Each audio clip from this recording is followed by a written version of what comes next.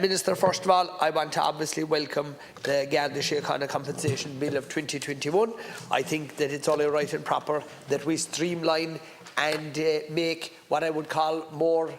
straightforward the whole issue of a Garda who's genuinely injured in the course of their duty receiving adequate compensation. They might be out of work, they might have loss of earnings, they might have loss of future earnings, they might have pain and suffering from an injury, and it's only right that we streamline the whole process of dealing with their claims. What I do think would be very neglectful here tonight, though, in the course of this debate, and that would be not to recognise what I would describe as being our fallen Gardaí. Gardaí, both men and women who went about their day's work in an ordinary, honest fashion, and who during the course of that day or that night lost their lives and gave their life to the protection of the people of the state, to the property of the state, and gave their life to the job. And I think that it's most important that we recognise that fact here tonight, and that we do so in a respectful manner, and to the families of those bereaved people, that we remember them so well, and also people who were injured and who had life-altering injuries and who perhaps weren't able to go back to work again, and who, because of the job, as we'll call it, that they finished up being very badly injured. I know that can happen. It can happen a person working in a building site, it can happen a person working in a forestry, it can happen anywhere. But we have to really take into consideration these men and women who take upon themselves a job, a very serious, a very onerous job, and that from one second to the next they don't know what they will have to face. It can be any type of awful, harrowing situation. It can be road traffic accidents, it can be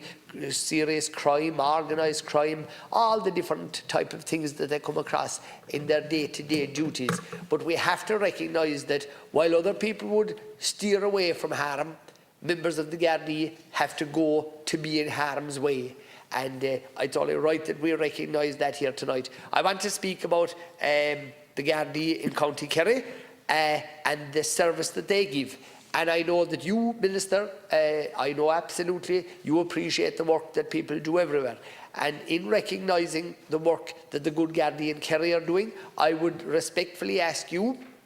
to ensure that you resource them properly, because to ensure the safety of Gardaí, the one way we can ensure that they're safe is ensuring that they've proper,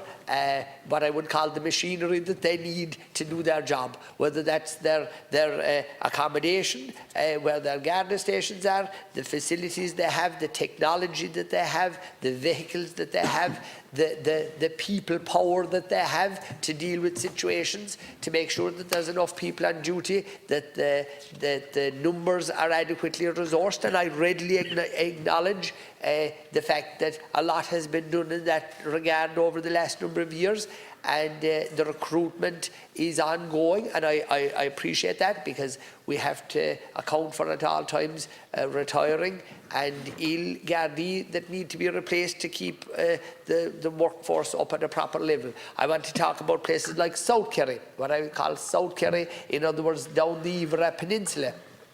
which is a long distance in commuting time from, we'll say, the town of Killarney. And we have to ensure, whether it's superintendents or chief superintendents or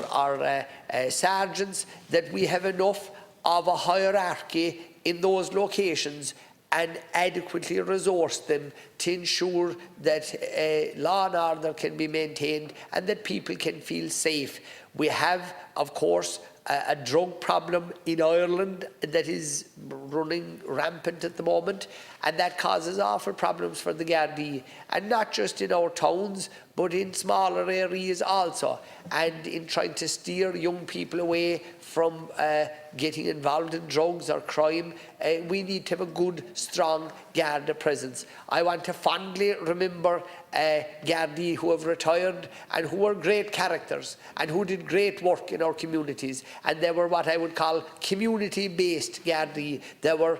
friends with everybody, and at the same time there was a respect for them and the role that they carried out, and that's the end of my time. Thank you.